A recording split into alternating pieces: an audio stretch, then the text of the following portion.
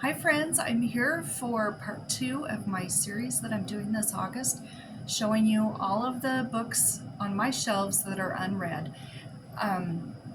This one here we're going to be talking about Christmas books and also my nonfiction books. I don't have very many of each of those categories, so I decided I would go ahead and film them together. If you don't know what I'm doing here, if you didn't catch the first video, what I'm doing is showing all of my unread books so that I can keep track of what books I still have left to read on my shelves. And the biggest part is I'm hoping that some of you might like to buddy read some of these books with me. And if you see one that you'd like to buddy read with me, please let me know down in the comments and we'll figure something out, because I would love to do that. I love buddy reads. And also, if you see a book that you think I should read sooner rather than later, let me know that also down in the comments. Like I said, they're all unread books, so I don't know a lot about most of the books here. I'm going to link the first video down below, and I'm also going to be starting a playlist in case you come to one of my videos partway through the series. You'll be able to watch the whole series if you'd like to. So the first book that I have is Almost Pioneers, One Couple's Homesteading Adventure in the West by Laura Gibson Smith. So we're going to start with my nonfictions. And I have got to get this read. I just really need to read that. I also have A London Girl of the 1880s by M.V. Hughes. And I've already read A London Child of the 1870s. But this is book 2 in the trilogy. And then the third one is called A London Home in the 1890s, again by M.V. Hughes. I got this recently at my library book sale.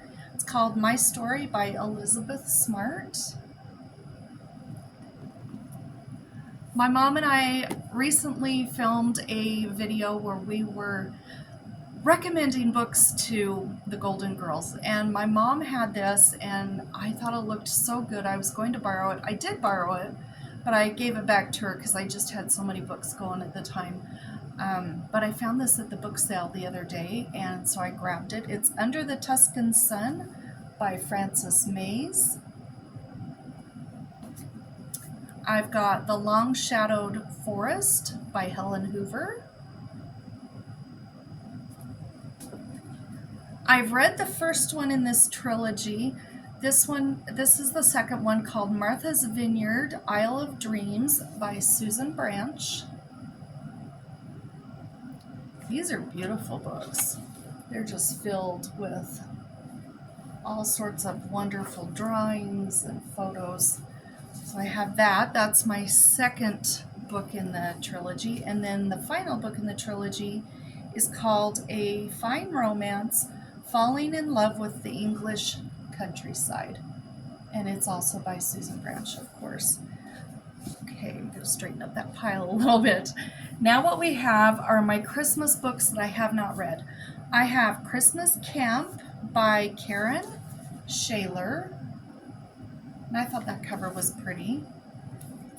I have Picturing Christmas by Jason F. Wright. I have The Christmas List by Ed J. Pinniger. I have Alaskan Holiday by Debbie Maycomer. I have The Christmas Basket by Debbie Maycomer. What I like about this is it's covered in vellum. You take the vellum off, and it still has such a beautiful naked hardback cover too. It looks pretty with the vellum over top. And then let's see, I have The Christmas Quilt by Jennifer Cheverini. I'm not sure if I'm saying her name right. Sorry if I'm making it making a mess of her name. I have A Holiday by Gaslight by Mimi Matthews, and I definitely want to read this one this Christmas time. And the last Christmas book I have, and the last book for this video, is called Small Things Like These by Claire Keegan, and this was the Booker Prize in 2022, and it's a Christmas book. So those are all of my Christmas and my nonfiction books that I have not read that are sitting on my shelves wishing they were read. So if there's any that you would like to buddy read, you just let me know. And until next video, you have a great week and read some wonderful books. We'll talk to you later. Bye-bye.